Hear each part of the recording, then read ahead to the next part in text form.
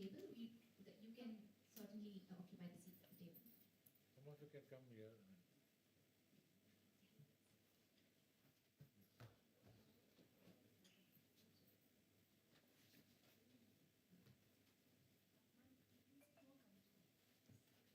Please sit comfortably.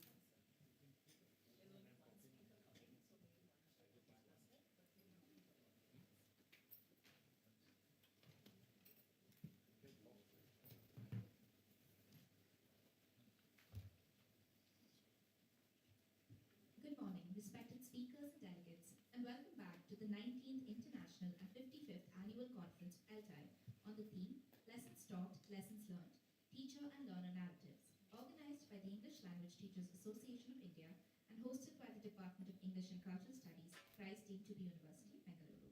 My name is Anna Biekis, and I will be your MC this morning. After an interesting series of paper presentations, we now come to the first main session of the day, a symposium on teaching English in schools, current classroom practices and lessons for the future. Before we begin, I would like to take a moment to acknowledge the sponsors and supporters of this year's ELTAI conference, including Burlington English, The Hindu, Oxford University Press, Reload, British Council, Viva Books, Peter Lang Book Series, Journal of English Language Teaching, Journal of Teaching and Research in English Literature, the Japan Association of Language Teachers, the Bangladesh English Language Teachers Association, and the Nepal English Language Teachers Association. English language skills remain a vital part of school education. In the fast-changing 21st century world, our classroom practices must be dynamic and adaptable to prepare the students of today to meet the needs and challenges of tomorrow. To deliberate upon this vital theme, I am pleased to welcome our speakers for today. This symposium will be chaired by Dr. P.N. Ramani, an English Studies and Educational Consultant. With decades of experience as a curriculum designer, materials developer, teacher trainer, ELT administrator, and quality assurance specialist, he has contributed extensively to language education in India and the Middle East. A long-standing member of ELTAI for nearly 5 decades, Dr. Ramani has played a significant role in advancing its mission and outreach. Dr. Ramani is joined today by 3 distinguished speakers.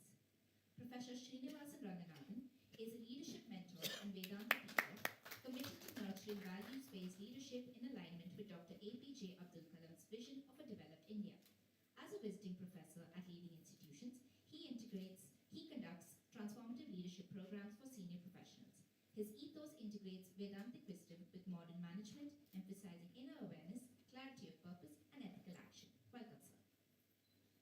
Mrs. Anupama Ramachandra is a principal of DPS Electronic City, Bengaluru, and an educational administrator with over 3 decades of experience across India and the USA. She is also a Nehru Fulbright Scholar, the recipient of the Chanakya Award, and currently serves as a National Secretary at Center for Educational Development. Her areas of expertise include teaching learning practices and parenting. Welcome, ma'am.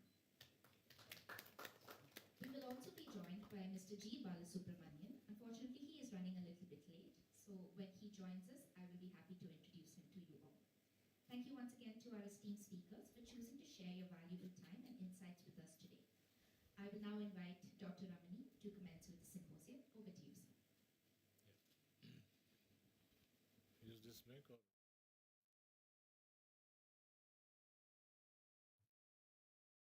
Good morning, respected speakers and fellow teachers from all over the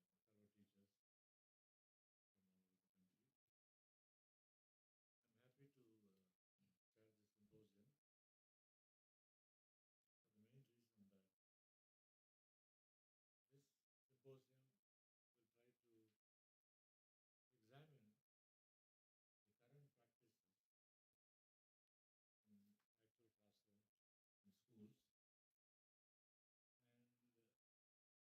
and look at some of the strengths of those practices.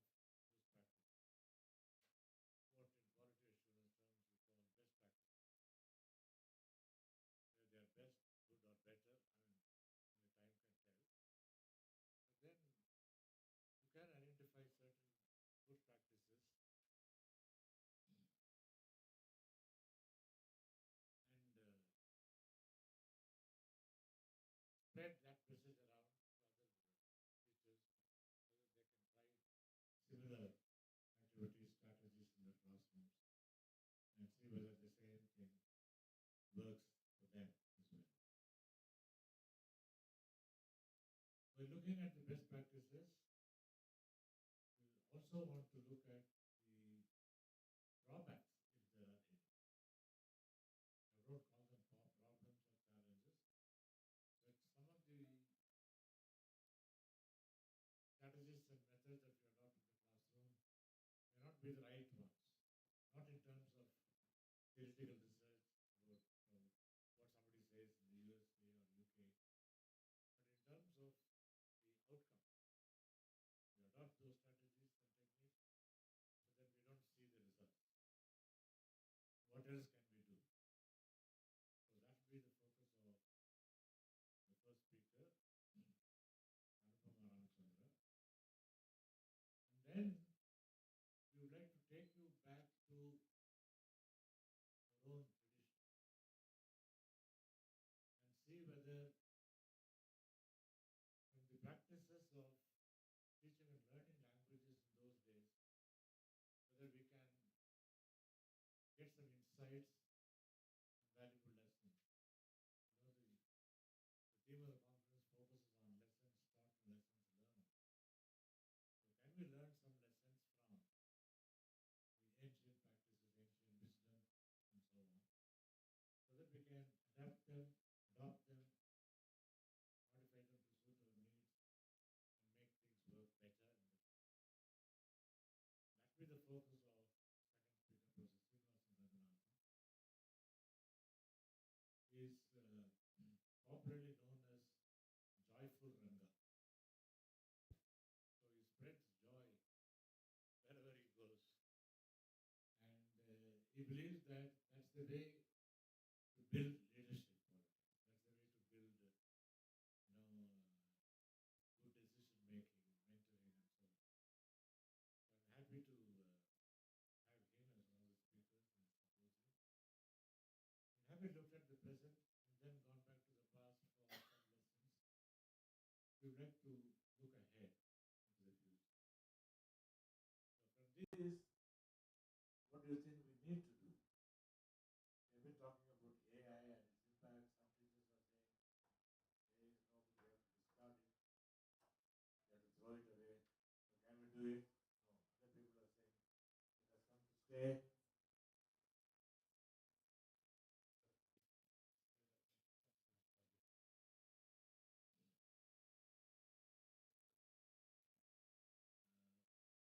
So I was about to introduce the focus of your talk. That is the focus. So what is the way forward? How do you think we need to do this in the classroom much better in the future, especially in the context of technological developments like AI and so on?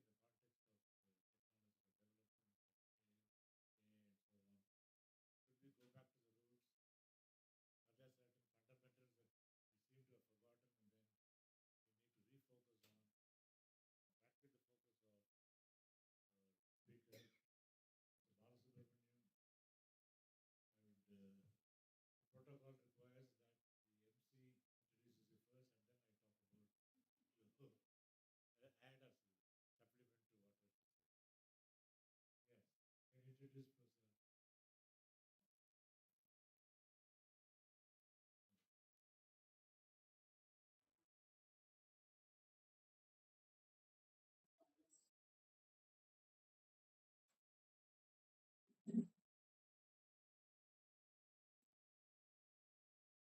We welcome Mr. G. Balasubramanian. He is the mentor and creative head at T360 Learning Spaces, Bengaluru. He has served as a school principal and as director academic at the Central Board of Secondary Education. As a teacher trainer, he has conducted over 6,000 training programs for over 7 lakh teachers in India and abroad. He is widely published and the recipient of the Wim Hans Lifetime Achievement Award. We're pleased to welcome you, sir.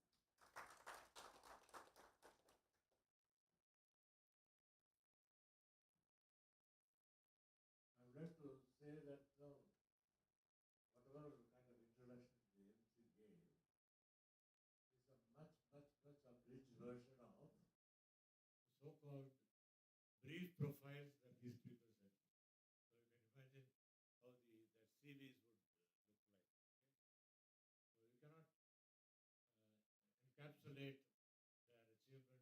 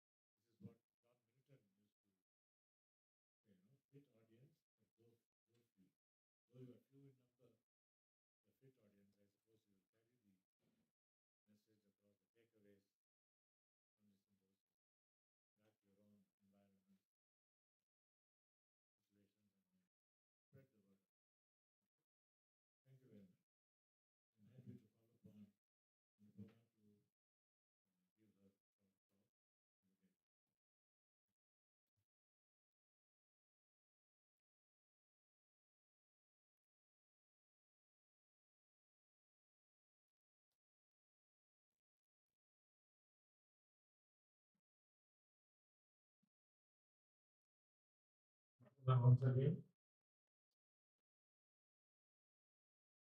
A very warm good morning to all present. Yeah, for recording. Just to have just straight answer. But I think there's an echo. It's yeah. But I thought a very good morning to all of you. The first question Brownies had asked me where would you like to speak from? I said it can not be any other place but here because as practicing teachers, we know only how to stand and speak. So sir said while he was a teacher, he did not sit for 37 years, is what he said. He never sat while he taught. So I'm here to present the perspectives of a teacher or a practitioner of English education. And sir has given me the responsibility to take you through the current practices, the best practices that are happening, to teach English as a language, and what are its advantages, what are its disadvantages. So without wasting much time, let us quickly.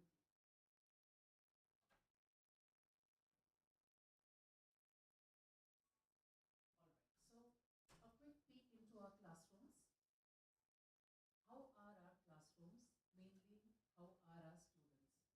So we all know that our classrooms are large, right? CBSE allows us 40 students and we will try our best to fill it to its brim. So, if you have 15 to 20 students, you are one of those lucky few, but we are always dealing with large classrooms like many in India, and that we know brings in a lot of diversity in our student population, which again brings us linguistic diversity.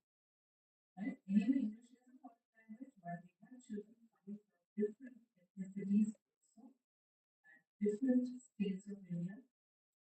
So they speak many languages at home. And then we cannot miss the cultural and social factors that children come into the classrooms with. And I added the last point as an afterthought that today we have more children who are distracted than they are focused. Be it in schools or in colleges, I think this is something that all of us will agree on, that they are just distracted with anything and everything. Lifestyles have changed, and the screen has occupied it has taken a very important position in their lives. So now, what are the challenges that the current classrooms offer us, and what are we seeing? Like I already told you, large class sizes. In such conferences, we are always telling teachers, go back and do this, go and do task-based learning, do FLIL. But then they will ask us, ma'am, do you really think we have the time? Right? Just going through 40 books is a simple exercise to correct, takes away a lot of precious time. So that is a challenge. And of course, student engagement is getting more and more difficult because, like I told you, the attention span of children has come down to this much.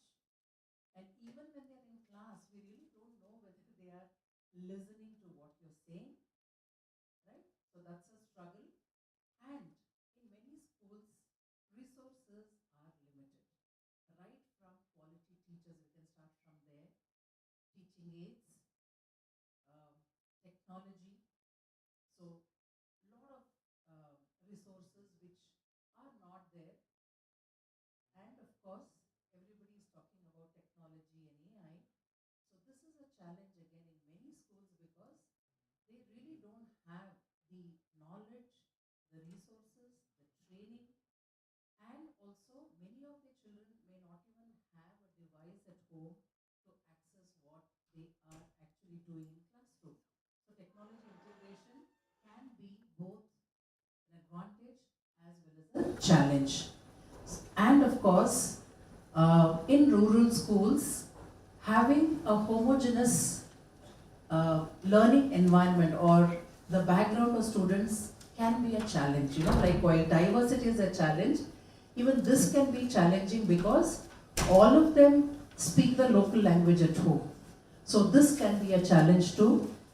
while even diverse student population in urban classrooms can be a challenge because we have students coming in from many linguistic backgrounds. So that is also a challenge.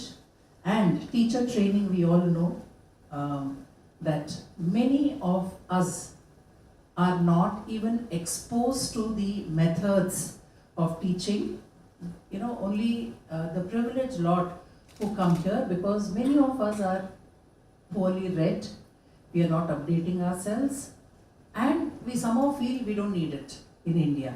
So teacher training or teachers not being trained is a challenge, and our assessment system. I'm sorry to say, we want to bring in innovation in everything, but then at the end of the day, children are writing exams. So this can be a challenge too, because parents are saying, ma'am, there's no need to do any activity, just teach them how to write tests and exams, because we want them to get good marks in the exam. So standardized testing can be a challenge too.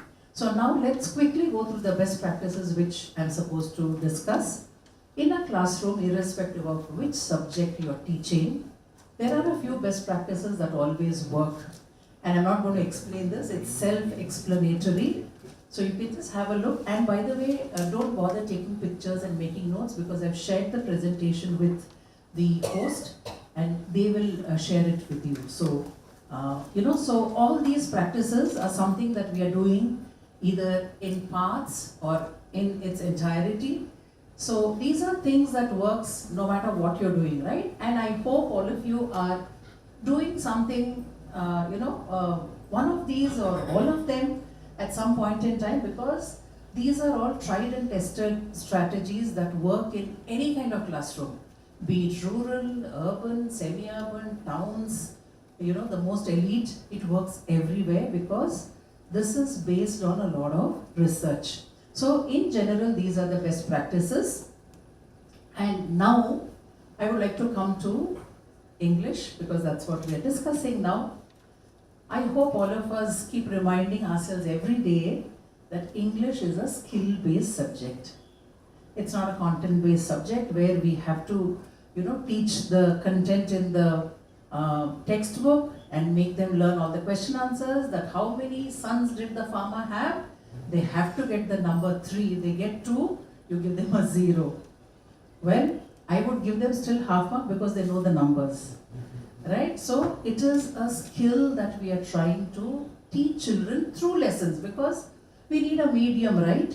So very conveniently we have these textbooks, and these textbooks are just a medium of teaching these 4 skills, the LSRW, and we have to keep reminding ourselves every day, every period that we walk into a class. As educators, we have to keep reminding ourselves that today, while I'm teaching this lesson or a poem, what is the skill I'm trying to develop in them? Is it speaking? Do you want them to listen? Are you focusing on a grammar concept? Is it a vocabulary item that you want them to learn? So please remember that the lessons are just a medium of teaching these skills. This is what you have to be focusing on. And like the endangered species, we have endangered skills also. And these two, I think, are the most endangered skills, not only for English language, but in general, right? So, we also take up Cambridge assessments, and I'm an oral examiner. So I have noticed over and over again that children do not listen. Like for a simple question, like the question is, we get questions and answers, and we cannot deviate from that in that assessment. So when we ask children, what did you have for breakfast? They will speak for 5 to 7 minutes, but still I don't know what they had for breakfast. They will say, my mother got a plate, and then my father was very angry, ma'am. We looked in the refrigerator, there was no slice of bread. They tell you an entire story so beautifully, which probably I feel, okay, I should give them some marks, but there the guideline says if they didn't say, I had dash for breakfast, don't give them marks. Right? So listening and reading. Reading is almost becoming extinct for many obvious reasons, and many reasons are because of the school and the teachers. We'll get to that. So these two are something that I would like for all of you to keep in your mind. So, coming to the language, English, what are the best practices that are prevalent in the world? Well, we have to be very conscious in India that when we are teaching English, we have to have a multilingual framework. Are you accommodating children with different kinds of language backgrounds? Are you using vocabulary items that our children can understand? You know, like let us say a child a few kilometers away from Bangalore, a small town, and you give a question, something like a word, let's say porridge. Does a child even know what porridge is? You know, just now Sir Ramani sir said, we just like to ape the West blindly.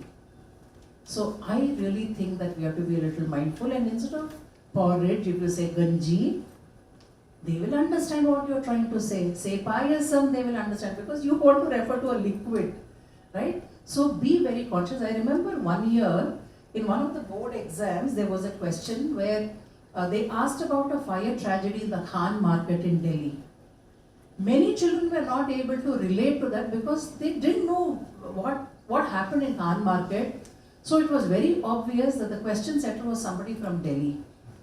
Right? So I think it is very important for us as classroom teachers that you use local lingua so that children are able to relate and they're not using their resources just to decipher what did ma'am say now. Right? So this is very, very important. And then of course, activity-based learning. I don't need to spend any time just to reiterate the fact that we learn more by doing than any other way. Right? Listening, seeing, speaking, I mean all that is fine, but when children do something, they learn more. I remember an activity that I had done in class. I wanted them to know a vocabulary. I wanted them to know the words which are used in medical profession or in a hospital. So I could have just made a wonderful list with pictures and showed them. Instead of that, I just told them that, okay, today our class is going to be a hospital. And I'm going to give you 10 minutes to just role play different parts of a hospital. And the children were using words like stretchers and stethoscopes and prescriptions, doctors, x-ray. So they will never forget it because we did not tell them you write it 10 times. They did it, so the retention will be better. And this is not what I am saying. This is again based on a lot of research. Again, I already told you, using local context, like for example in Bangalore, we had recently the flower show at Lal Bagh. So if you just took them to the flower show and told them to make a report of how we reached there and what was their experience there, what did they like, what did they not like, it is better than telling them to just write an essay sitting in the classroom about Lal Bagh, right? So I think we have to make use of this fact that there are many things that happen around us and also involving the local communities. There are many organizations in and around you, universities like Christ University, where you can collaborate and you can get help. There are many people who have done research, they are experts in something, so you have to make use of the local talent also and engage the community so that children are not only learning life skills, but there is some kind of collaboration and motivation for both the parties. And I cannot stress enough on how much teachers need to be trained on the ways of teaching, the innovative methods that are coming, because sometimes we spend a lot of time reinventing the wheel. We are doing something and then we realize that it was already done some years ago in some part of the world. So I think teacher training is very important. I have attended many sessions of Bala sir, and it's always an opportunity for me to just awake and say, oh my God, I didn't know this, right? So I think it is very important for all of you to keep attending such professional development sessions so that it really keeps you on the move. And of course, digital initiatives, we all know that technology is here to stay. Gone are other times when you said, how will we stop people using from technology? No, everybody is going to use it. So now I think we have to start the discussion of how do we use it responsibly and how do we leverage it so that the children are benefited. And continuing, all of you know about CLIL. Due to paucity of time, I wouldn't like to go further on this, but CLIL is something that I learned as a strategy when I went on my Fulbright trip to the United States of America. So this was one of the topics that I had written that I want to know, and they sent me to schools that were using it. Please do look it up, because this is one of the very, very successful strategies of how English can be taught by integrating content and the language. So whenever you are teaching English, or you can request the other teachers also, math and science, if everybody is mindful of using English the right way, children will learn it better.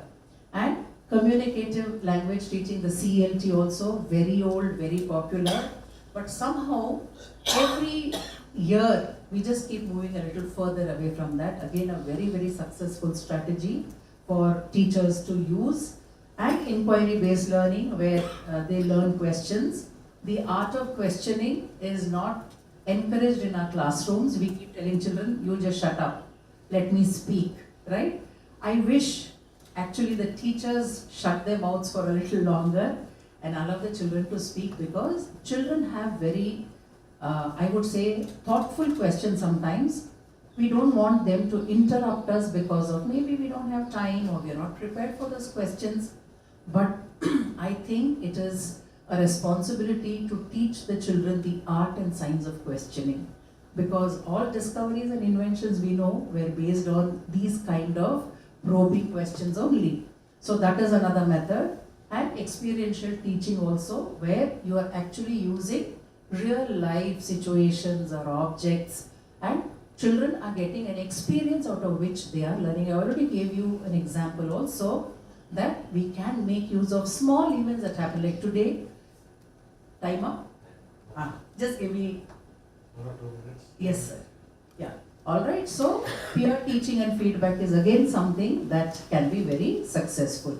Now, these are practices that have actually worked. I have 3 of my own teachers who are sitting here, and we are always talking about simple things that work in the classroom. And what are they? When you ask a question, don't be in a hurry for an answer. Pause. Give your children time to think, to reflect, and you will get an answer. So don't be in a hurry. And instruction should be given very clearly. Many times, many activities don't go well because instructions are not clear. So the teacher has to give clear instructions. I already talked about culturally responsive teaching, where we are mindful about the culture of the place we are in. Scaffolding is nothing but giving them additional reinforcement, right? Scaffolding is something that works beautifully, because children who are almost there but not there, a little bit of scaffolding strategies will help the children. And you should have constant feedback coming in. Don't be afraid of critical feedback also, where we come to know what didn't go wrong and how we can actually improve. And all of us have to be focused on the social, emotional learning aspect of children. And as a teacher, you should always be reflecting on what you did. Quickly now, I'm taking you through just a couple of pedagogies that you can use. Task-based learning is something that we use extensively. And you can see here with an example the advantages and disadvantages. Time consuming is something that we love to use for everything. Why don't you do that? No time. Why aren't your children speaking? No time. There is time for everything if you plan correctly, right? So it is very important for us that we use TBL, and it works very well in urban schools and also in rural contexts also. Depending on the kind of children you have, you can plan the tasks, and the children will be using language, not like somebody is looking at it, but they are so focused on the task that they are using language unconsciously and learning. Storytelling, we all know, it's come up after NEP and the NCF, that storytelling can be used by anybody for any subject at any level. Primary, kindergarten, even the senior secondary teachers can use stories to teach all subjects, and we can, we know what are the advantages, but the disadvantages, you have to choose the right stories, right? It has to be child friendly, it has to be age appropriate, and like I told you, children should be able to relate to it in their context. And we can use it anywhere, be it any part of our own country in the world. Storytelling is something that all of us can use as a pedagogy. Gamification is something that all of us know that children love. I myself, every day in the morning without fail, on my drive to the school, I always solve the spellathon, the scramble. That is how I improve my vocabulary, and I love it. The day I am able to solve it, I will send up pictures to a few of my friends and say, I did it, did you also do it? So this gives us an adrenaline rush which wants us make to win, but unconsciously we are actually learning the language. So it can be board games, it can be a simple crossword puzzle. It can also be used in classrooms today using technology if you and the children both have the resources. Lastly, I'm done, sir. I'm just finishing, yes. Technology enhanced learning, like I told you, the digital tools, they are here, and we have to know how to use it for our advantage, because they can be an enabler and bring equity into our classrooms. So this is the summary that I want to end my session on, that there is not one method alone that will work. Depending on your classroom, the kind of children you have to blend methods, and you have to first try it out. It doesn't mean that because in 10A it worked, it will work in 10B also. So you have to try it out and then only take it on. Teachers have to be trained. You have to use local resources. Keep updating yourself. And I wish I had more space to say reading, because that is the only way. If you are exposing children, if they listen, they read good English, automatically the output, because these are all the inputs, right? So the output will also be wonderful. These are the different articles that I referred to make this presentation. And I would like to end with this wonderful quote, that being a role model is the most powerful form of educating. Ask yourself, are you a role model? Are you inspiring your children to speak good English, to use good language? And of course, if you can read this, thank a teacher is what they say. Ask yourself whether you're giving enough reasons to your children to thank you. I would like to thank Ramani sir for giving me this opportunity to share this platform with, very, very senior, and they are my role models. So today I'm sharing space with them. Thank you so much, sir, for inviting me here. And I would just like to end lastly, like how we learn every day. On one such occasion, I said, I'm an English teacher. So the mentor called me down and said, I don't think you're an English teacher. You are an Indian teacher teaching English. So I corrected myself, and from then on I say, I'm a teacher of English. Little opportunities to learn, and we also are work in progress. Keep learning and being excellent educators. Thank you all once again.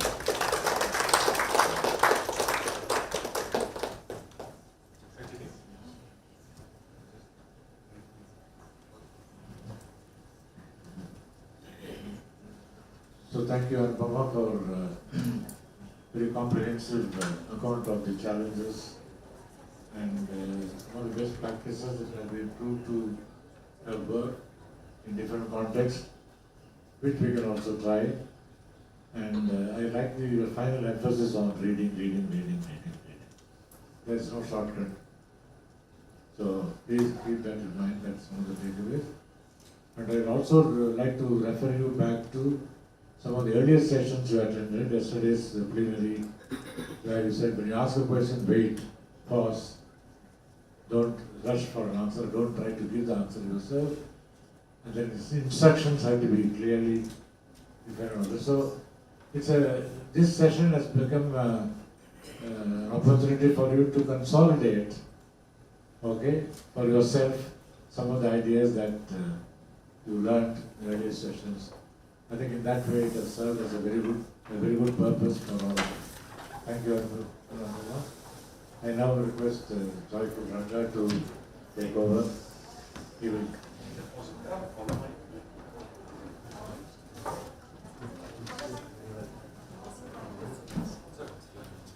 I don't think I need a mic. No, it's a 10-minute talk. You can hear me? Yes. Yeah? Now I can't use a hand mic because then my hands get stuck. So sorry. I would be comfortable if I either use a collar mic or. Thank you.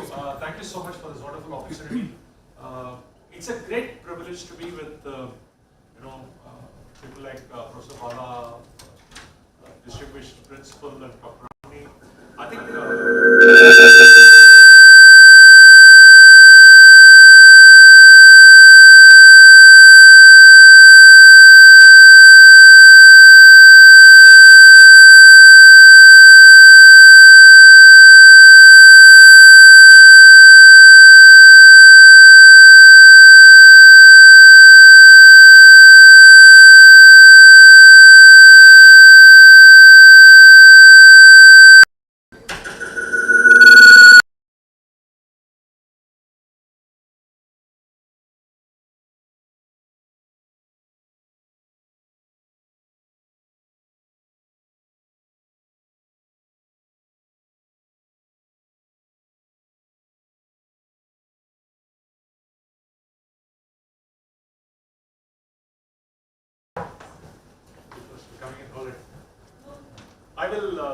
I will make sure that Dr. Ramani doesn't signal to me that it's time over. Okay, I'll try and keep it to a short extent. There is a reason why I am not using slides. Okay, you will know it as we go on. I'm here to talk about what we can learn from ancient practices in terms of language and how we can apply it rather than model a Western model blindly. I have moved from big institutes, studying in big institutes, to working for different corporates, to become a Indic wisdom teacher and today a Vedanta teacher. Right? I find there is huge amount of learning that we can take from our scriptures. Right? We require at least a couple of hours to talk about it, but he has been kind enough to give me 10 minutes. Right? So I will try and speak about 3 or 4 very important things that you can take away from this. Beyond that, I will make my number available. You can reach out to me and we can get in touch. On the last point that she said, read. I would like to share something which is very profound, which really hit me very hard in life. It said, a person who does not read holds no distinct advantage over a person who cannot read. Right? Now, and today's context is not about just reading, it's about knowing. Because there are other ways to know, not just reading, right? I mean, today kids say, I don't read, but I know because I've watched a video, I've watched an Instagram post, or there are different other ways. I think we need to replace the word read with no. No. I think that's the first part, right? Now, English language, I come from a vernacular medium. I studied my school in my mother tongue and brutally thrown into English, right? And I still remember my English teacher, and very interestingly, what she did, when she said, okay, Ranga, I'll teach you English. I'll make you communicate to global audience. Okay? And surprisingly, when I reached home that day, I found from that day, my father at home talking to me only in English. Right? I was surprised. But I just noticed and I left it. Later I realized my English teacher had contacted my father, who was also a teacher, and said, you remember that point that you made, people come from a different cultural background, right? He said, your son is trying to transition from mother tongue to English, and I'm trying to teach him English. Make sure that at home also you try to cooperate with me, so that holistically he learns. Now, this small task that the teacher did was focused not on her teaching me, her focused on me learning. Is that fine? I think there's a big difference between our focus being on we teaching versus our focus being on the other person learning. If you look at the ancient practice, first and foremost, writing came much later. As a child learned today. Child doesn't learn words at all. Child learns sounds. Right? And not only sounds, it maps a lot of things. This sound usually comes when my father returns from office. So it maps a context, right? This sound usually comes when my father and mother are together. Right? I'm not talking about noise, I'm talking about sound.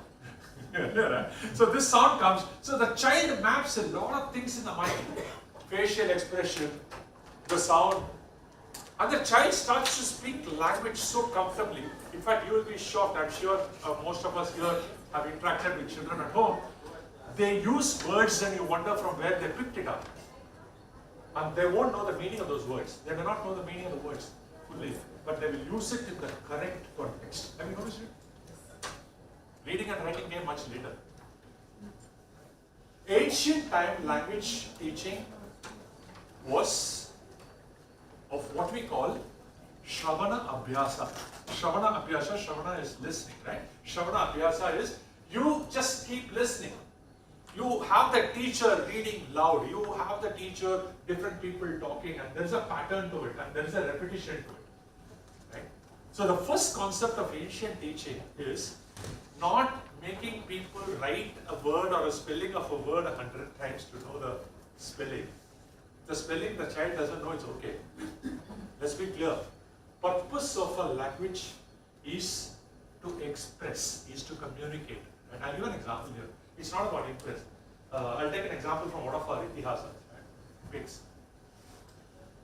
Say you have an Hanuman who was sent to locate Sita. Now, he had huge difficulties on the way. He went through a lot of trouble along the way. Right? And finally, he met Sita. And he comes back. And he makes a statement. Saw I Sita. Okay? That's all. He doesn't say anything else. Matter over. Saw I Sita. It's a grammatically wrong sentence in English because in English you don't start with a verb, do you? No. But it's poetic. Yes. Poetic license is always there. Right? Saw I Sita. That's it. And he didn't say anything about I had trouble with this, I had this, I had that, I had that. You know how I solved it. No. You know why? Because he's dealing with Rama. And Rama's biggest concern in the head is, did you see or not see? Saw, matter over, communication over. Because Rama is not going to ask, whom did you see? Because the context is clear, right? Learning happens not in the context of the speaker. Learning happens in the context of the listener. What will be the context of the listener?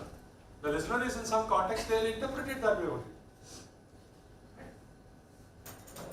Saw I Sita and he kept quiet. In ancient times, language is a tool for three things. One, clarity of thought. It builds clarity of thought first. What is the point in speaking fluently and then realizing that the audience don't understand English? Right? You're damn good at it. But what's the use? What's the use? So first, foremost, purpose of language is clarity of thought. Vak Suddhi, Manas Suddhi. Right? Can you think clearly? In fact, they say effective writing is a reflection of effective thinking. Are we clear why we are saying something? Are we clear this is the right time? Okay. Clarity of thought. Second, you communicate to express, not communicate to impress. Right? Hanuman didn't want to impress Rama by talking about all the trouble that he went through. It's not about impressing somebody, right? I've seen some English teachers, okay, they talk so fluently, they use all their vocabulary, and they think they have impressed the students. No, idea is not that. She said beautifully, instead of using porridge, if you can use kanji and still get the message across. Some point in time, that person will learn porridge, okay? No point. So, Vak Suddhi is Manas Suddhi. It's about clarity of thought and it's about expression. It's a tool to communicate, that's it. Nothing more than that. Right? In fact, my English teacher started by saying it's just a tool to communicate. Remember, you studied all your school in Tamil medium. Now you are shifting to English. I'll make sure that you communicate to global audience. Now you know what I did? When I start talking to global people, when I go to America, I speak an American accent. When I go to Japan, I can speak in Japanese accent, English. Because for me, I look at it as just a tool. Nothing more than that. Right? I don't want to get attached to that saying that, oh no, it has to be spoken this way. No. Modern kids use multiple languages to communicate together. There's a little bit of Hindi, there's a little bit of English, there's a little bit of mother tongue, and they construct a sentence. Right? You remember the old Pepsi ad? Getting a right choice, baby. Right? I mean, it's a very interesting way that you have to communicate. Today, kids communicate in short forms in WhatsApp. ROFL, right? I mean, now you keep wondering what is ROFL. So I think somewhere down the line we have to know that languages. Second element, the first element is Vaksuddhi is Manasuddhi. That means purpose of communication is clarity of thought. And you build clarity of thought, language automatically develops. She said content and click. Yeah? I don't know the technical term. This was part of our Indian cultural teaching in Gurukula. They give a context, and that's it. You build the context, language is learned. The second, the language is always learned through hearing, sound. Writing came much later. That's what we call this Shravana Abhyasa. Shrutva Anuvachanena, we call it. Right? Anuvachanam is basically a repetition. Repetition not by writing, repetition by talking.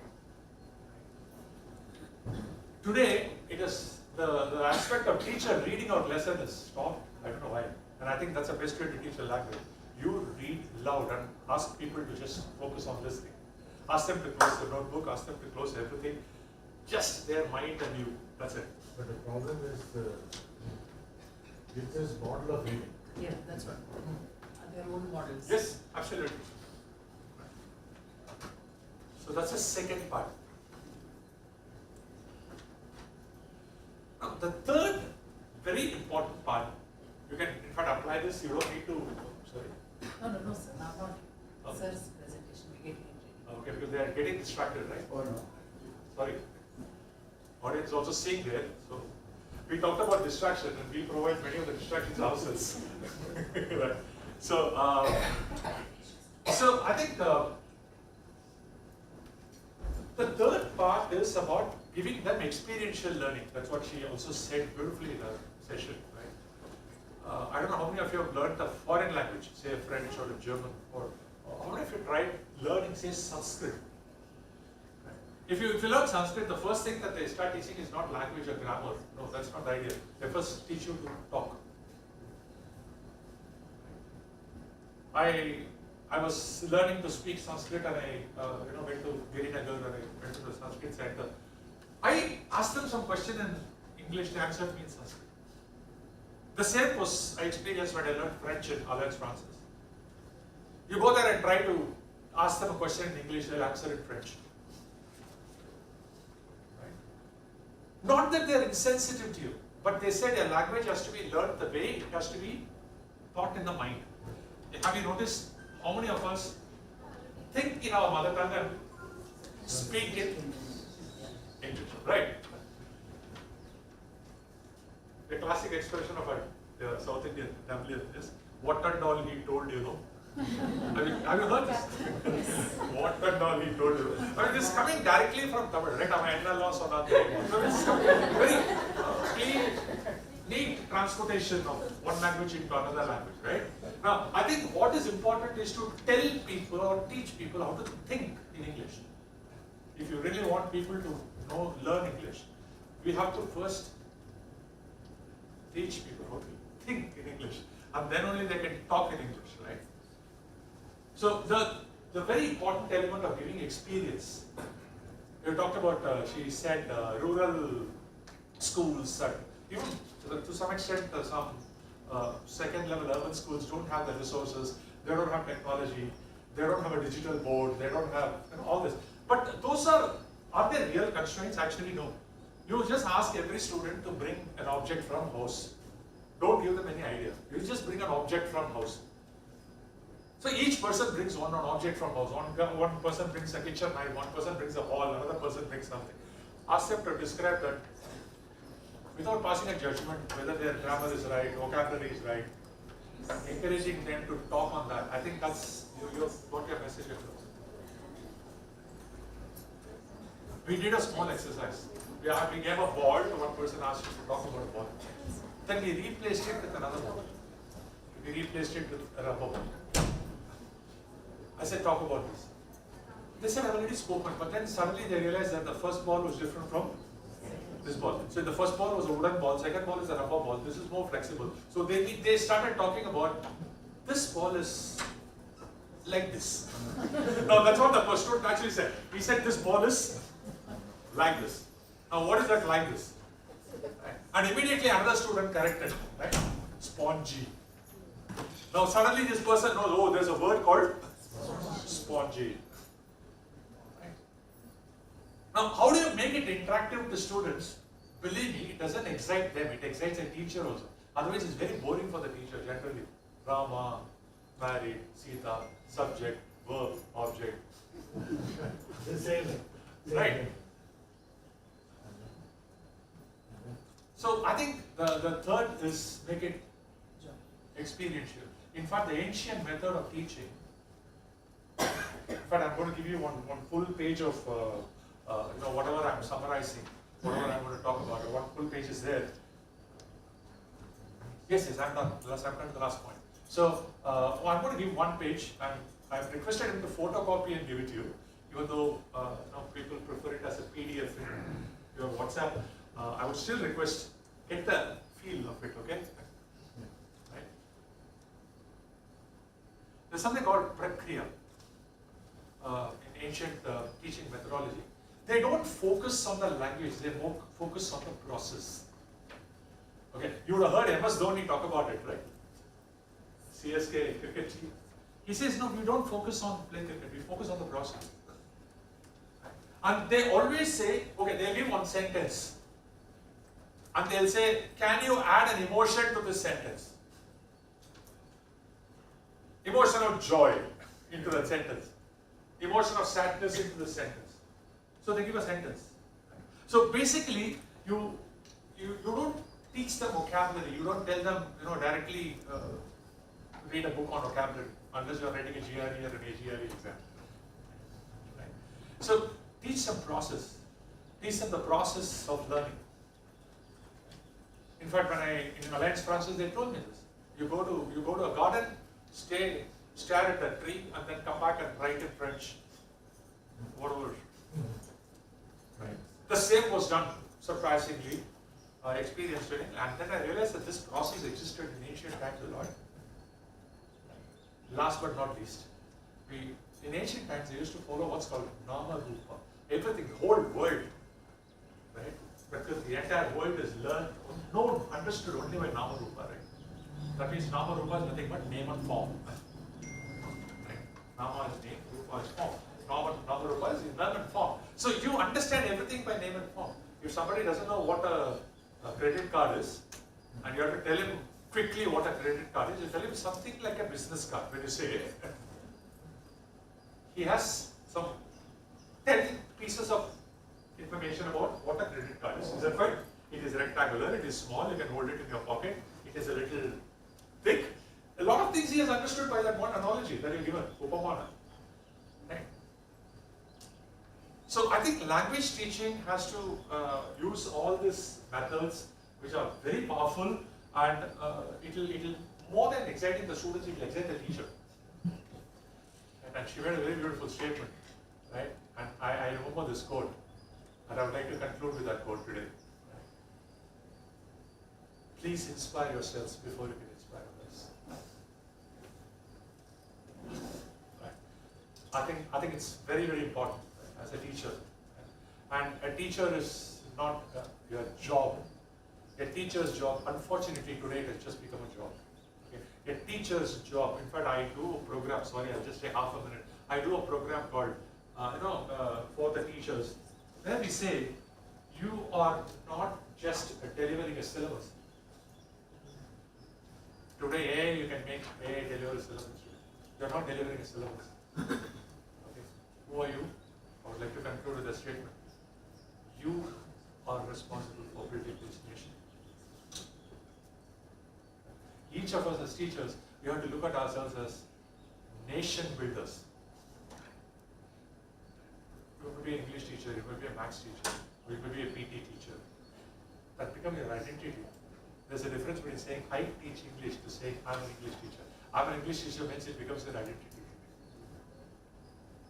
Your identity is not that. Your identity is something else. Your identity should be I'm a nation builder. Right? And you also happen to teach English. Is that right? Then tomorrow you may do something else, but your identity will not change. Right? So with these few words, thank you so much for your wonderful listening and God bless you.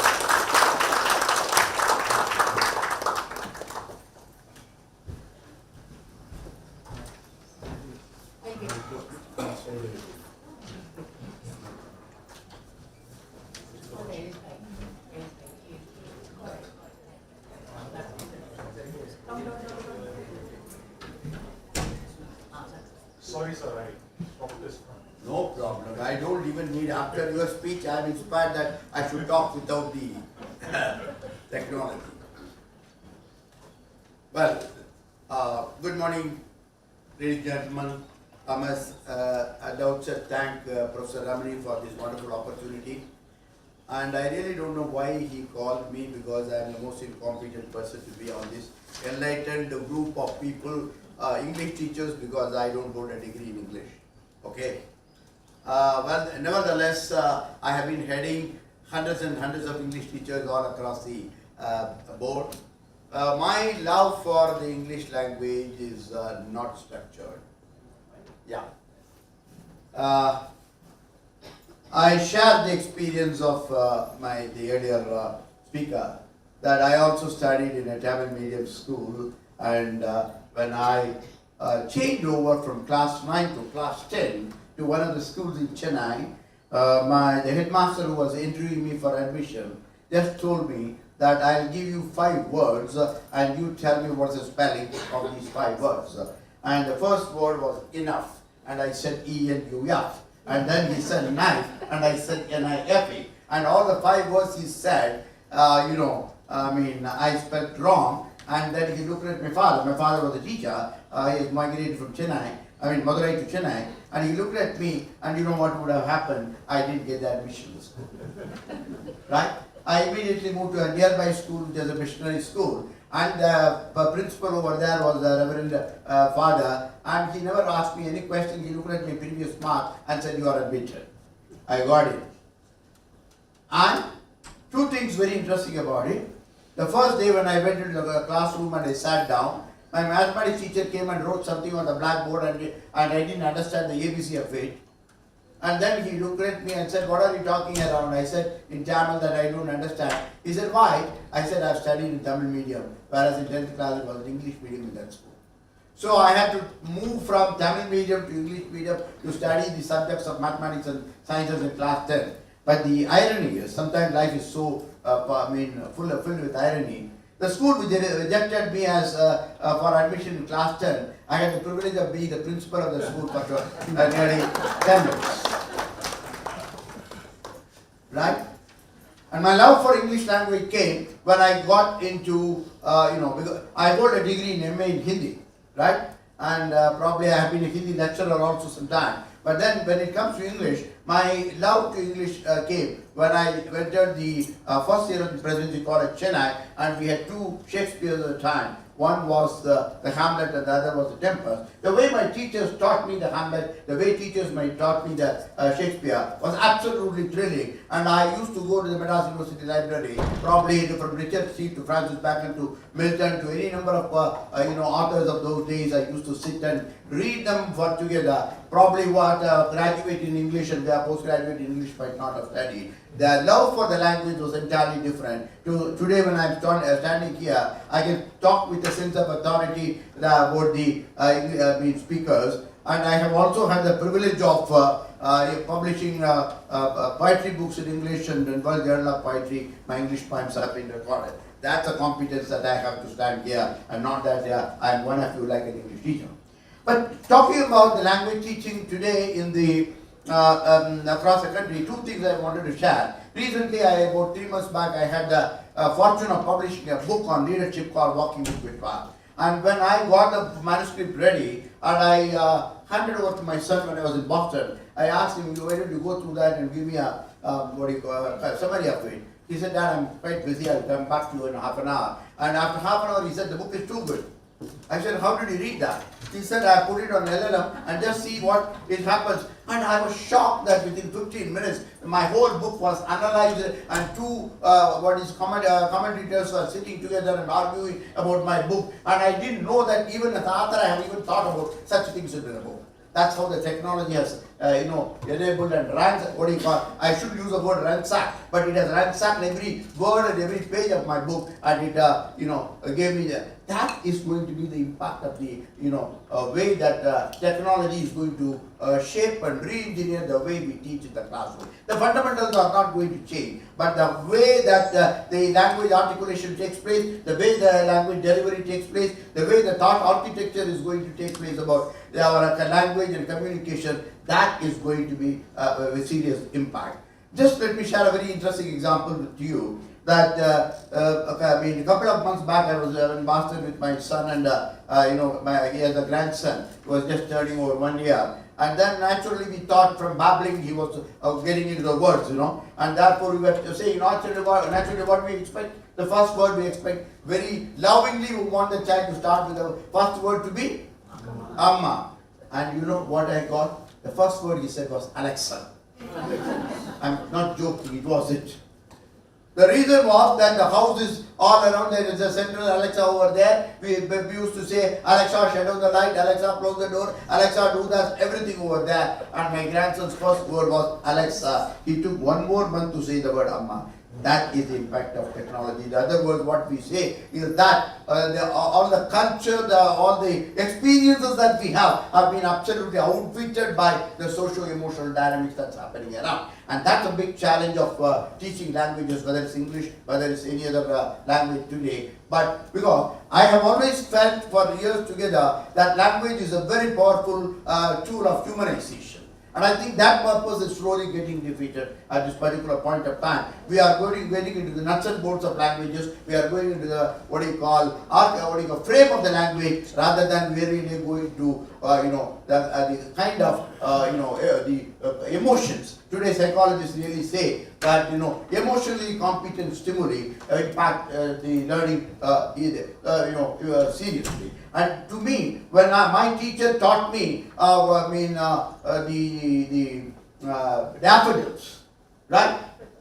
I very often tell a joke when the teacher was teaching daffodils in the class. A child stood up and asked a question, "Ma'am, have you seen daffodils?" She said, "Don't ask stupid questions, sit down." Okay? She said, "Have you seen the picture of daffodils?" She said, "I told you not to ask a stupid question, sit down." We have not seen the daffodils, we have not experienced daffodils, but we are able to beautifully, dance like a daffodil in the classroom. That is the competence of a teacher, right? Even to bring the abstract and the concrete together. And that was the quality of a good English teacher, or maybe for that matter, any other teacher over here. So when I read that, when I had the opportunity to go to UK, I went to Lakeland. I had no purpose there, but I sat down in Lakeland for a whole day to just understand how Wordsworth would have been a poet. And I said, any idiot would have been a poet here. Why not Wordsworth?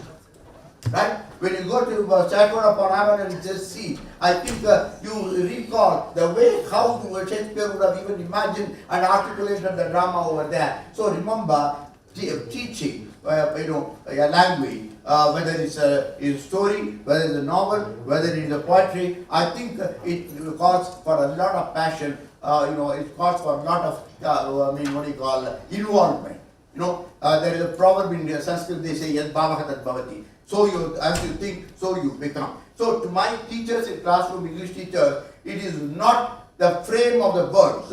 I think nobody would have given better expression to the expression of a language except Kalidasa. I think the first poem he wrote, one of the earliest epics he wrote was called Raghuvamsha. In the first stanza, which was meant to be a salutation to the poetry, he said, Vagati Vasamprita Vagata Padipati Jagata Pitro Vande Parvati Parmeshwara. What he said, I salute my God by the Parvati and Parmeshwara, who are like the word and the meaning.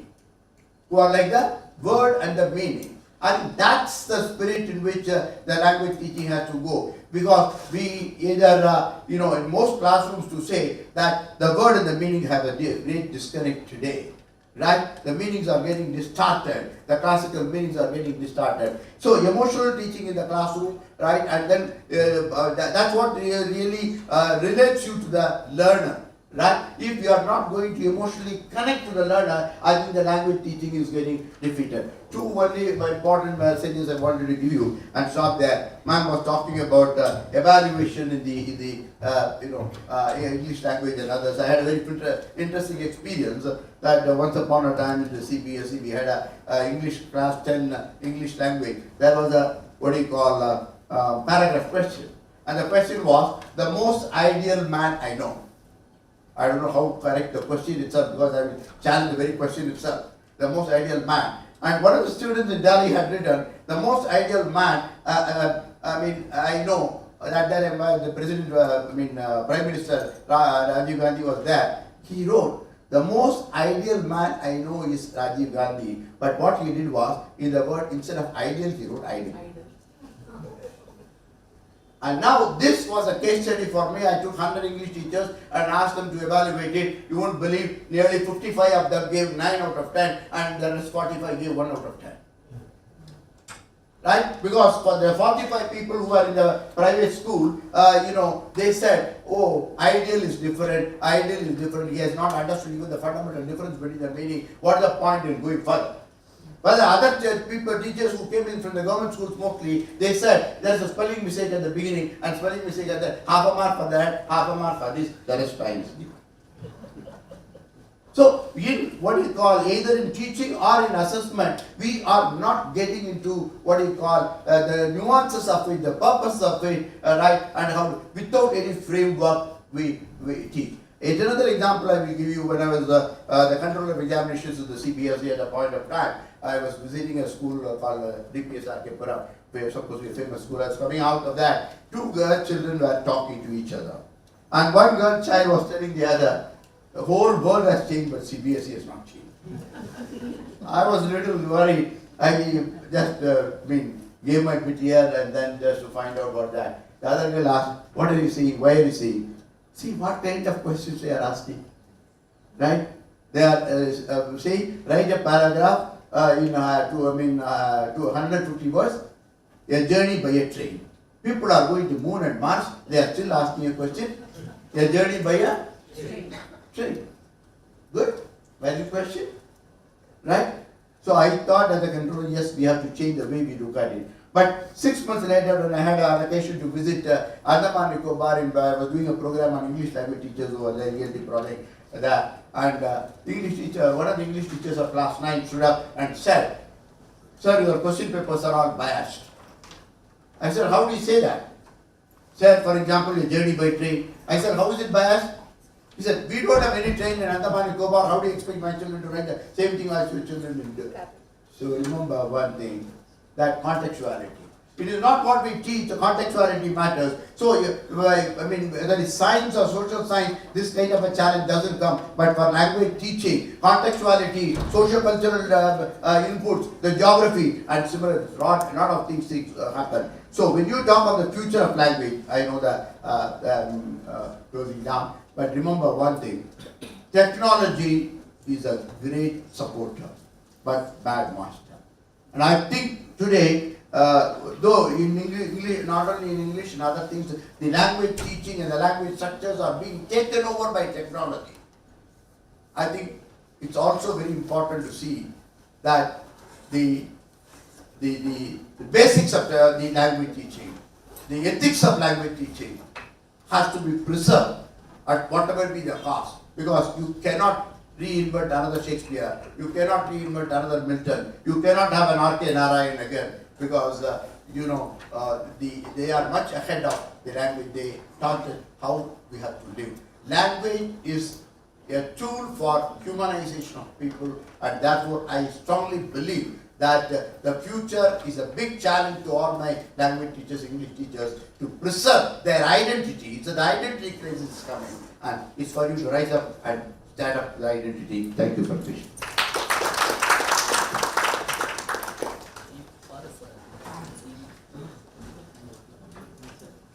Great. I suppose you have had a very rich experience of listening to three great speakers, each in her and his own way, emphasizing the basic aspect of English language teaching, whether it's in the past, present, or the future. So, with this, we come to the end of this symposium. I know we are quite late because there's another session which is to follow, and I won't say we are eating into that time, but Bangalore traffic has eaten into our time, unfortunately. So I thank Anupama and Ranganath Ranga and Bala sir for having graciously agreed to be present today. So in spite of the hardship they faced, they've given us wonderful things to reflect on, think about, and then plan the right way to go forward. And thank all the participants for attending this session, these numbers. The hall is packed. You could see. Thank you very much.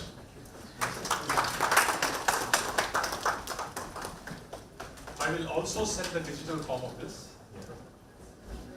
Thank you to our speakers and to our chair, Dr. Ramani, for what has been a very engaging and thought-provoking session on how we can make our English classrooms effective and productive spaces for our students. The organizing committee of this conference would like to express our gratitude to you all with tokens of appreciation. May I request Dr. Ramani, our chair, to hand over the mementos to our three speakers.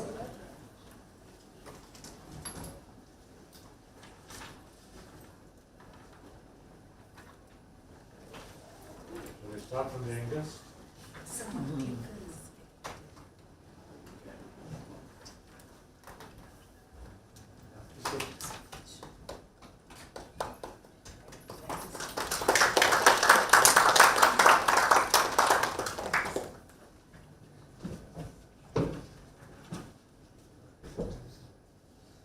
said that start from the youngest. So. Okay.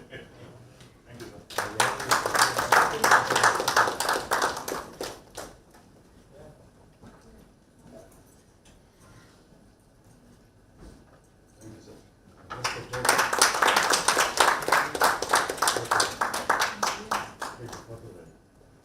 Photo op is very Photo. Thank you. Thank you, Dr. Ramani. And I now request Dr. Anumatai, IVDB coordinator, to please hand over a memento to our respected chairperson.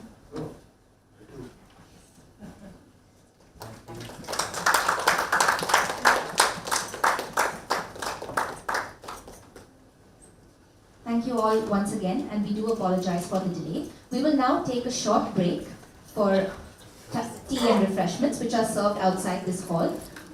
We will reconvene here in about 5 minutes.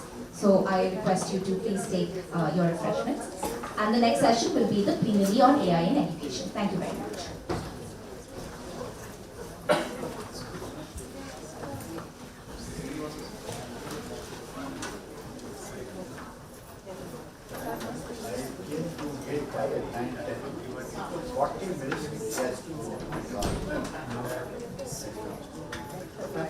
Hello.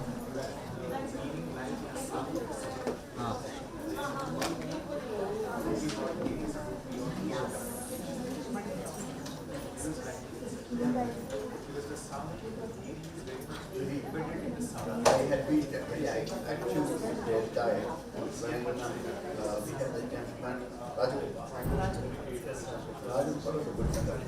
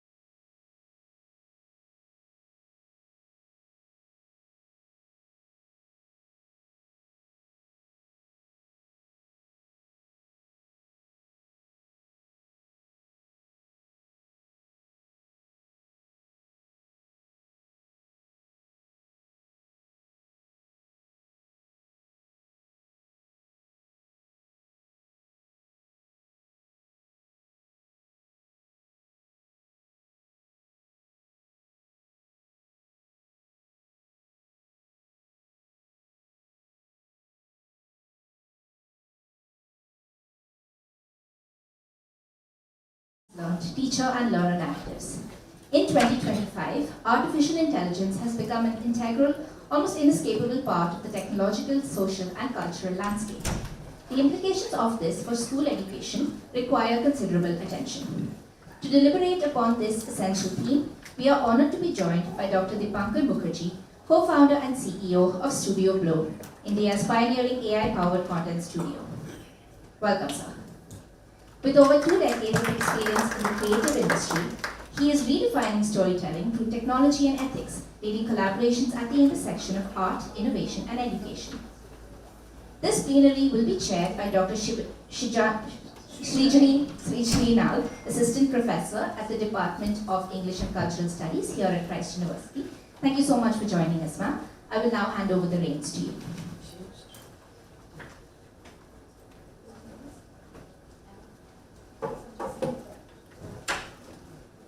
Thank you, Anna. Please get settled. Thank you for being here.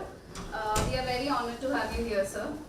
I'll just hand over the floor to you, and I'm sure we are all very excited to be hearing on AI in education, which is a topic that is extremely pertinent. I mean, all of us in education, I'm sure, will agree to it. So the floor is all yours now, sir. Thank you so much for being here.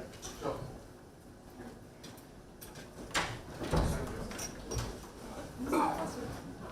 Hello. Anna, doctor. Not a doctor at all, I'm very underqualified. I dropped out of college long back. So yeah, thank you for having me here. Somebody outside asked me, so are you a teacher? I said, no, I'm not a teacher, I don't professionally teach. What are you doing here? I said, yeah, that's a very interesting question, and I'm asking myself this as I'm sitting here or standing here in front of all you people. I think teachers play a very important role. It's a cliche now. However many times a cliche is repeated, I don't think it gets enough appreciation. Right? I think I have had mostly bad teachers in my life, but the few that were good, they have made an impression that has really impacted me. And I was, by the way, my last proper educational qualification was a bachelor's in English literature. So I'm an English honors student from Delhi University, passed out in 2001. And yes, the teachers there taught me things that are helping me build one of the biggest AI companies in the world now, right? And it's a weird thing, right? What could a Greek literature professor have ever taught me that would help me do things in advertising or do things building companies, running teams. In fact, my last job I was running massive teams, right? Global teams. And now in this company, I'm interacting with so many different aspects of business, etc. And one might question that. And one might also question that in the age of AI, when content is at your disposal, where permutations of information is exceptionally fast, what really does a teacher do? Because a child can simply sit at home and get tailor-made course modules using ChatGPT or Perplexity or Grok or anything. And all of these things will be increasingly becoming more and more affordable. And so therefore, what is the role of a teacher, a pedagogue? How do you really influence people, and what kind of purpose do you then have, right? And I think when I just look back at what my teachers, the good ones, have done for me, and the gaps I see in a lot of young people who work with me or interact with me, and I'm talking about the age group of around 21 to 25, right? And actually even younger, like 19 onwards, they start coming in, working with us. The gap I see is context, empathy, and a general understanding of how to structure information. Because there is so much information, you don't know how to structure it.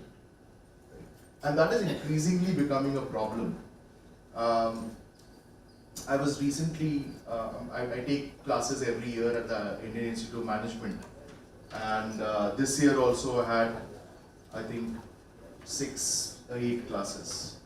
Now, one of the workshops or one of the assignments that I gave the students was think of a business like an instant veggie mart business. And the concept that I'd given them for the business was that unlike a Blinkit or a Fresh Mart or whatever there is, this one essentially interacts directly with the thelawalas. Your neighborhood thelawalas. That is what they interact with, and they have a ready live inventory of all the thelawalas in your vicinity, right?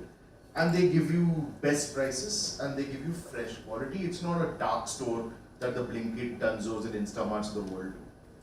It's a fictional business, right? Very difficult to pull off. But I gave them that and I asked them, do one thing. I want you to study people in your family. Just shadow them, just research them, just ask them questions. It could be your mother, your wife, your sister, your child, you yourself. But it could be when you're going on Instamart to order something, or when you're going to that village market, neighborhood market to kind of buy vegetables. How are you making those decisions? What are your pain points? What do you really like about different things, etc.? I just want you to put those together. I gave them a week, right, to do this. In 2 days, I had assignments filling up my inbox. And they were detailed assignments with thesis level work done, right? And it was clearly ChatGPT, right? Everyone had simply put the problem statement and they had got responses that were amazing, that were brilliant, that would have blown the socks out of anyone. I mean, it is impossible to do it. A week passed, I gave everyone full marks, right? So I gave everyone 1 mark less. But the 2 people who had actually written things like, I followed my mother, and I asked her these questions. He also took photos of her. And those were the most beautiful insights that he had come up with. There's another girl who wrote these few things, and she was apparently just shadowing her mother and sketching and taking notes, and how is she ordering those things, what is she telling the sabji wala. That's what got rewarded. And I told all the students there that the context that she built out of this experience, the empathy that she got for her customers, for her prospective customers who research participants, is impossible to get even if you get a much more refined and better answer from ChatGPT, right? And this is missing. I run an AI filmmaking studio. It's called Studio Blow. Studio Blow today works with the likes of Shekhar Kapoor, Sudhir Mishra. We work with Atlee down south. We work with a lot of the biggest ad agencies and brands in the world. We are making now our own feature films, our own animated features, our television series, launching them in Hollywood, launching them in India with some of the biggest co-producers. And in the next 1 year, what you will see is essentially 2 things. You will see a lot of crappy content, absolutely bad, horrible content, soulless, absolutely nothing to do with storytelling at all, right? But it will be made, and I think there is one example, you're recording me, otherwise I've taken the name. There is one example you can find on Jio Hotstar also, right? Made by a competitor. And it's very bad, right? And it has been overhyped and everything, it's mythological and all of that, right? So, and you will see a lot of that, okay? But you will also start seeing some brilliant pieces of work by a lot of studios, by a lot of independent makers. You will start seeing that Bombay is no longer a power center for cinema and storytelling. Hyderabad is no longer, Chennai is no longer a power center. Los Angeles is no longer a power center. You will have filmmakers from Bokaro, You will have filmmakers from, small cities and towns in India. Because today you will have animation films at a Pixar level from smaller towns and cities. You will have different voices, different narratives come out in a way that nobody could have imagined, right? And all of this will be possible because of AI. But where is the challenge? The challenge is when AI makes everything possible at an exceptionally fast speed, how do you take the right decisions? How do you build empathy for audiences? How do you build empathy for the characters? When you don't have living experience and you are asking a robot to imagine what it would be like if you were a character in World War II, and it is imagining that for you and putting that story, it might read nice, but it will not connect, right? I think that's where teaching becomes very important. I think for the longest time, teachers have been distributors of content, right? I think the role is going to shift massively because you will fail as a distributor of content. You can't. It is impossible to compete with artificial intelligence as a distributor of content. It should be okay to say, hey, I don't know. Open ChatGPT, just check it out. I don't know the answer to that. It is fine, right? Because you will be challenged in classrooms. Right? You will be the finest curators of content. Right? You will have to provide them frameworks to think. Right? It is how you think that is more important. The questions you ask ChatGPT, the questions you ask ChatGPT are more important. The intent with which you ask the questions are more important. And same with filmmaking. So I'll tell you a bit about the process of AI filmmaking. Right? Now there are two ways of making an AI film. I can go to a platform of my choice and I can tell it, hey, I want you to make a film about a boy who meets a girl. There is a war in the middle, and maybe just put in some aliens somewhere in the middle. And it will put out a story. It will put out images. It will create characters for you. It will put out the entire movie. Ask it to make a soundtrack. For you. Do all of that, right? And you will be out with a film. There are actually people. There are actually companies who are churning out one film a month, an episode a week. They're churning out short form videos every day. The problem is it's a short-term, short-lived kind of a hype cycle, and it will die very soon because nobody will want to watch it. Nobody will want to watch it. Right? Now the other way of making an AI filmmaking, where what I was talking about earlier about teaching will become relevant, the other way is I use AI. But what I do is, the story and the concept, everything comes from me. Right? I think of it. I build it out. I do my research. But then I ask it to do some of the dirty work.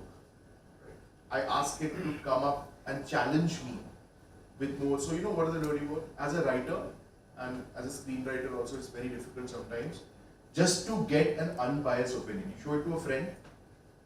The friend is, has always hated you, never knew about it. Show it to your mother, she always loves you. Right? Your wife loves your work, brilliant.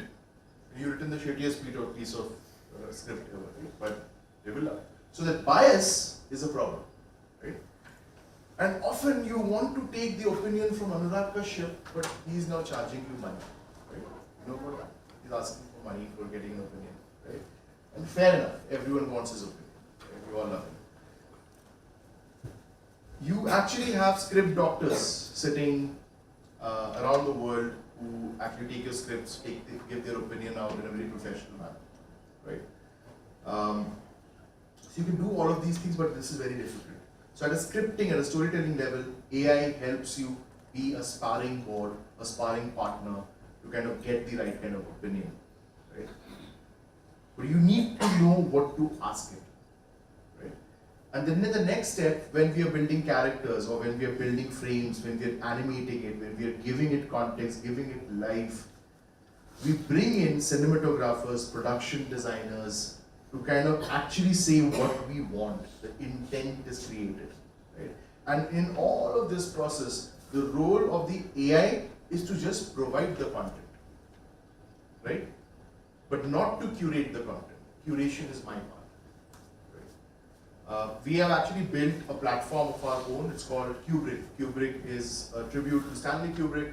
The idea of Kubrick is that you have Stanley Kubrick as your assistant director. This is for every filmmaker, right? So using Kubrick, what we do is we are able to upload a script. It parses the script. It identifies all characters and locations. It then gets into a voice mode with you, right? And you can literally talk about, hey, what do I really think about this character? What do I think about this location? I can give it some references, etc. And within minutes, it starts asking you back some very critical questions, right? Because it thinks like a filmmaker. And then it starts helping you break it down into scenes, shots, sequences, does the entire 5-act structure with you, and then builds out the entire timeline in terms of a storyboard. Right? Is it the perfect storyboard? No. But basically in a couple of hours you have a perfect, almost near perfect storyboard that you can improve upon. Right? That's what Kubrick does. But Kubrick does one thing very well, which is better than any other platform in the world right now. Kubrick gives you complete control. It acts as a dumb bot. It doesn't pretend to be smart. It actually keeps asking you questions. Because it is the role of the assistant director is to ask the director questions. And the role of the director is to answer those questions. So till the time the director does not give the right answers, he doesn't get or she doesn't get what they have really imagined in their head. Now all of this we are doing with the lens of how we are seeing AI shape the future of this entire world, the entire creator economy, the entire economics of creativity and storytelling. And what we have realized that AI will have to play a very good role at doing is shifting the power balance, right? Giving the human partner the right role, right? Because it is very easy to mistake AI as the shortcut. It has all the answers. What my IIM students did, you know, it will give me the best answer in the world. But it's not enough because you didn't learn anything. It didn't tell me anything new. What we really wanted was the human experience, which AI does not have access to. AI has access to everything that is written in the world, all permutations of it. It does not have access to the human experience. So I think the human experience has to be lived. More and more young students, young kids, young people in the workforce are missing that part. Because remember, their formative years was COVID, when they were sitting at home, right? After that, they got into college and they already had ChatGPT. They are in big trouble, my friends, right? Because for them, that is how Google was back in the early 2000s. Right? Remember, we stopped using dictionaries some time back. Right? I think this next generation is going to stop using their thinking prowess. And the reflex action would be, let's ban ChatGPT. Let's ban AI tools. But that should not be the approach. The approach should be to let them use it, because that's the fastest way to content, fastest way to any kind of information. But what to ask, how to ask, when to ask is what has to be taught. Whether it's in film, whether it's in the English language, whether it is anything that you're studying with engineering, business studies, or whatever. So I think as teachers, my only submission would be, don't think about syllabus, think about story worlds. The syllabus does not matter, really. They can push it out and have access to it. And I'm very sure Mr. Elon Musk is looking at Neuralink, where you can just tap in and get all that information in your head pretty soon, right? And it will be reality pretty soon. I will have glasses and contact lenses, and all information will be at my disposal. So information is not the problem, it's empathy and understanding and context. It's also when you have so much of information around you, you don't have time to look beyond what's current, what's present. Remember, we had so limited content growing up that we were okay to also spend time with the musicians of the 60s, the 50s. We were listening to everything. Now, you look at average Gen Zer, average Gen Alpha, they don't have context of the past because the information is so much that's in the present, right? So I think it is important as teachers to give them context, think about story worlds that you're presenting, even as they move out of your schools and your colleges, don't do career counseling or give them career guidance. It's of no use. Give them identity counseling, identity guidance. Who are you? What do you really want to do is what you need to find out. Careers will be shape-shifting, dynamic and fluid. You do not, somebody asked me the other day to give a 6-year projection for my business. I said, I'm going to give you 6 months. I don't know what's going to happen after that. If you want to invest in my company with a 6-month projection, go for it. But nobody knows what's going to happen after 3i Atlas comes through. So I hope this was interesting. If you have any questions, tomorrow I have another session. I'll possibly show you guys some things. More than happy to connect and ask it.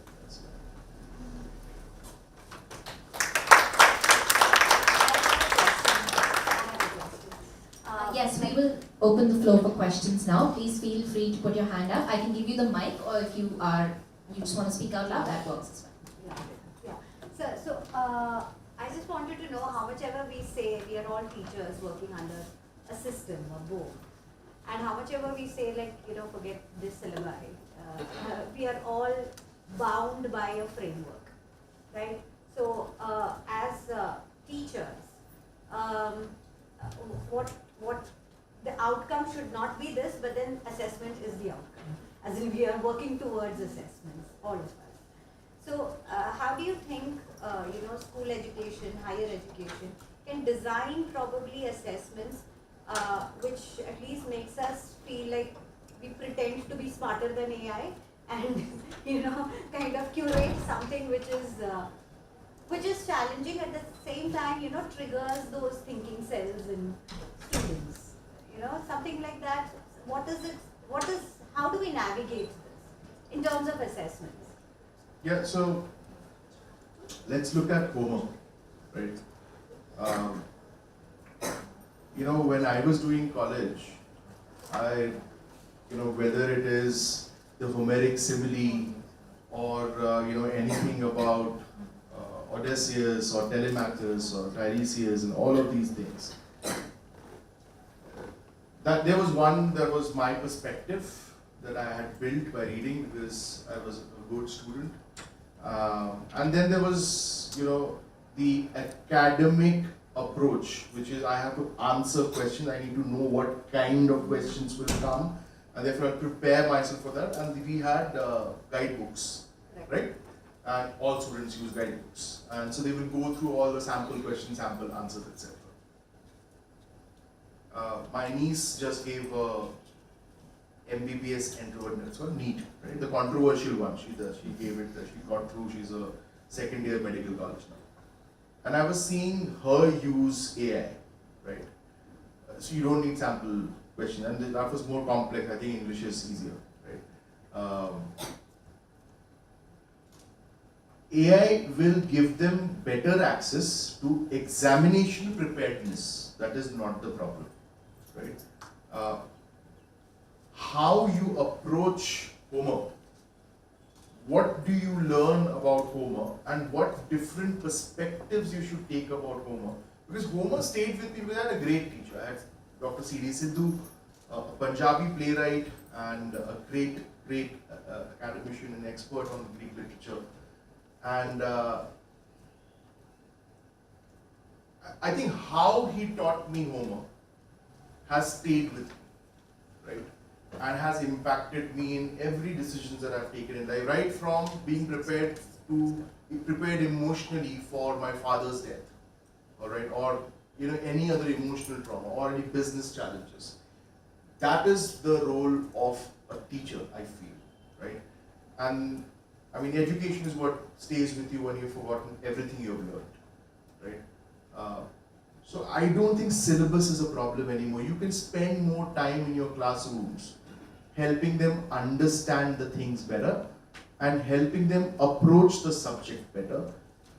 It's also important for you that, forget about the board examinations or the university examinations. That will be a trope.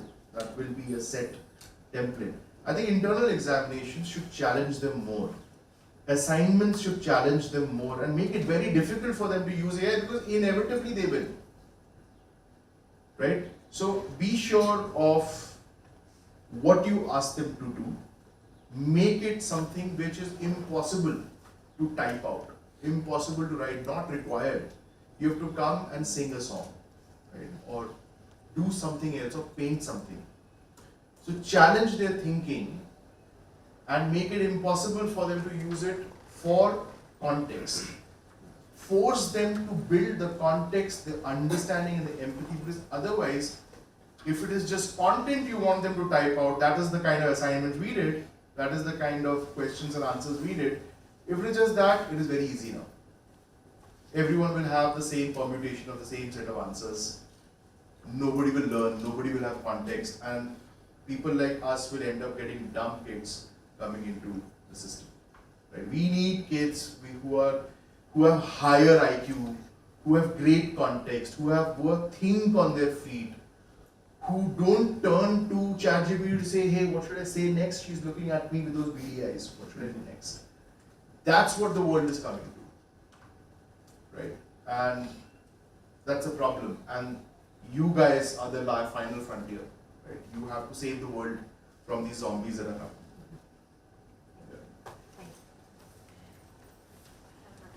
Yeah, sure. Hi sir, thank you for the talk. So this is regarding the success of certain or the failure of certain AI shows that come out recently on multiple platforms that we have right now. But recently, not recently, sometime back I saw this character Bombadillo, Crocodillo or something, and these were very successful among young kids as old as 2 to 3 year olds. So I feel like when you introduce certain shows which may not be something to do with lived experiences or something which does not involve critical thinking at a very young age, don't you think success of such shows will eventually rule out the need for having something better that should come out of AI? So the age at which certain shows are introduced may or may not have an impact on the way the audience is listening. It depends on who your audience is really. Is it young ones I don't know what the charm part of the whole show is, but I see that it's popular. So success depends a lot on at what age it gets introduced, and that might have an impact on what shows would then come out eventually. Because then who is going to critically sit and think, oh, it's successful, so I should be rolling out more of such shows. I don't know whether it's a question, but it's just a... Yeah, I think we grew up on a mixed baggage of things early on. Doordarshan content, which was actually exceptionally good. And then we grew up on David Dhawan, right? But I think we overstate the influence of media on young minds. Young minds can be shaped in different ways. Does a Ganji Chudail make people dumb? I don't think so. It's humor, right? SpongeBob SquarePants has a lot of thought and intent built into it. It's not as simple as it is. Family Guy is comedic genius, vulgarity, profanity, but also a high form of satire, right? Social satire, political satire. So I think the difference I'm trying to make is you will always have a plethora of content you choose from. I think there was an entire generation lost because of Harry Potter. Okay, you can have a fight with me later. Right? I think it's the dumbest. That's where the dumbification of the generation started. The reality shows came in, American Idol came in, and everything was gone, lost, right? So I think we can make those hypotheses and all of that, but I think as in this context, in context of AI and pedagogy, what I would say is let AI do its thing. We are making a Bhojpuri hip hop Van Helsing film now. Okay? First people to know about it. Right? It's going to be crazy comedic genius, right? It will be super fun, mindless fun, right? Him battling regional ghosts, right? So all of that will be there. But we are also doing something like Warlord, which is a science fiction, fantasy, directed by Shekhar Kapoor, written by Shekhar Kapoor, which touches upon some very, very universal concepts of love, of relationships, of empathy, etc. Set in a fantasy world, right? But comes from a lived experience. I think AI can churn out one Ganji Chudel a day, or an hour, or a minute, whatever. I don't think it can churn out Warlord, right? So I think the important takeaway here is we need to shape minds into being more empathetic, have a higher level of EQ, push them to have a lived experience, speak to more people, struggle for their answers, because nobody will go to libraries anymore. It's a waste of time, right? We need to come to terms with the fact that it's a waste of time, right? But if you don't go to a library, how do you have that pain point of trying to find something? Because finding that answer or that content or that exact quotation or that, all the possible references and citations for this thing is very easy now, right? So what should be difficult? How do you give them their odyssey of knowledge, right? I think that's where the question is of what the teachers have to do. Can you push them to find context which is beyond the content? Right? Do we have any questions?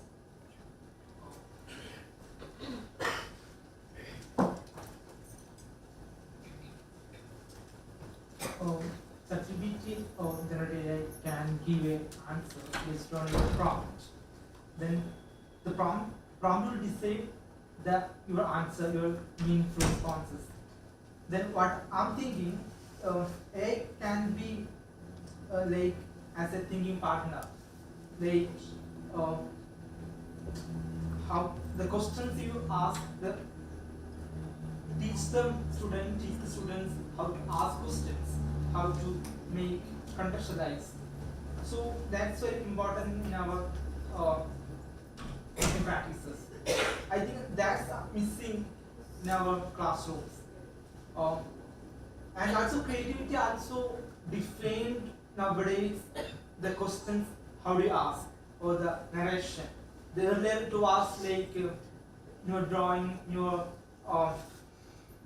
feelings, but anyone can make good drawings or feelings. But the thing is, how do you approach those kind of things? Then, what I'm thinking, nowadays we need a balancing approach of artificial intelligence and human intelligence. We cannot neglect AI possibilities, capabilities. So, how can we say this balancing approach?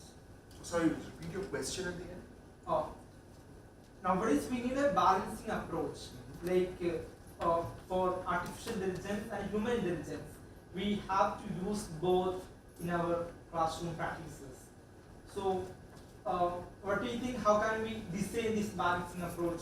We cannot neglect the artificial intelligence capability and as human intelligence capability. We need both in together. So yeah, I'll tell you what's happening. So I don't know how many of you use ChatGPT as a shrink and as a personal counselor, marriage counselor, right? A lot of us do. I do. Like, it knows more about me than anyone else, right? My ChatGPT actually has things like a CEO advisory bot where I literally say, hey, listen, that guy is coming. you know how he has been performing. I don't have the time to really think about how to respond to this thing that he's questioning me about, so just tell me what to say. It tells me what to say. Right? And more often than not, I say, okay, can you just soften it out a little? Even things like, so even things about my friends, even about, so I keep telling it things, it has all my context. So it is my therapist, it is my shrink, it is my counselor, it is my advisor, it knows a lot, right? And it's great to use it as a thinking partner. Problem, I'll tell you where the problem comes. You accept it blindly, right? You have stopped, and I see it on a day-to-day basis with a lot of my peers and a lot of younger peers, I would say. They have stopped thinking, because they have no lived experience of adulthood, and the only adult who is constantly available to them is ChatGPT, right? Who is a make-believe, pretend adult, by the way, right? They are taking life decisions basis what ChatGPT is telling them, right? Just this morning, a disgruntled employee messaged one of my co-founders, right? And I said, don't worry about it, I'll handle it. He said, this is what I have sent her. He sent me a message, and that message was ChatGPT. Right? And he basically told him, hey, just so he did it right. I mean, I am also doing it. He's also doing it. My problem is, he hasn't had my lived experience. He is now outsourcing thinking. He has outsourced empathy. Right?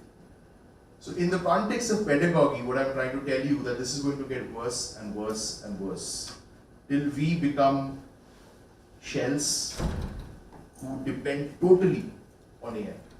And right now we're talking about ChatGPT, now I talk about Midjourney, I can talk to you about Runway, I can talk to you about all the different platforms that are now taking over thinking. Will they be successful in doing that? No. Nobody will connect with it from a content perspective. From a filmmaking perspective, audiences won't connect for a long period, right? You will need content creators, makers, filmmakers, storytellers who have the context and the empathy to tell the story better, cinematographers who know how to paint the image, and then use AI as a tool. So great, it's a partner. What I'm trying to tell you is that the younger lot is coming in without feeling the need to even try. It's an automatic response. Just how whenever you're sitting with friends, right, and you guys are talking about anything, be it football or Pepsi or chips or movies or whatever, how do you resolve it? You just go to Google, right? You Google it, how people are ChatGPT. That's a reflex action. What happens when the reflex action for an emotional decision is also to go to ChatGPT? That is where the road leads to. Right? So, and that can be course corrected only here. You're the final frontier. Yeah. Thank you, sir. Unfortunately, we do not have more time for questions, but I think we will have another interaction with sir tomorrow at the main auditorium. Or I think sir is quite happy for you guys to reach out as well, so we'll set something up. I would just like to take a moment now to thank you, sir, for sharing your time with us. And to express our gratitude, we have a token of appreciation that we would like to present you. I invite... Thank you for making me a doctor for a fleeting second. Very good. You're welcome. So, Dr. Nikita, I invite you to hand sir the memento.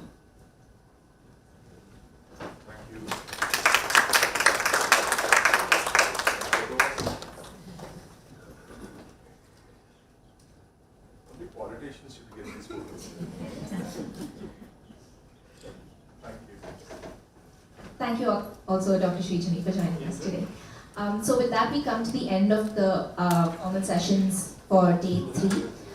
Just a quick announcement. The workshop that was scheduled to happen in this room, that is Professor G. Suvarna Lakshmi's workshop, that is now taking place in room 204 in block 4.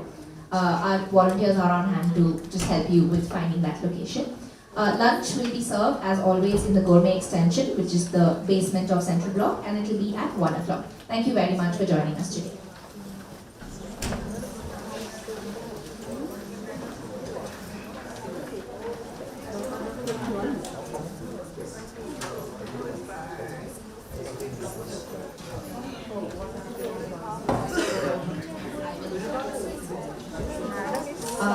Everyone, just another announcement. We have another workshop happening in room 218, which is in this block. So if you would like to join, please do go ahead.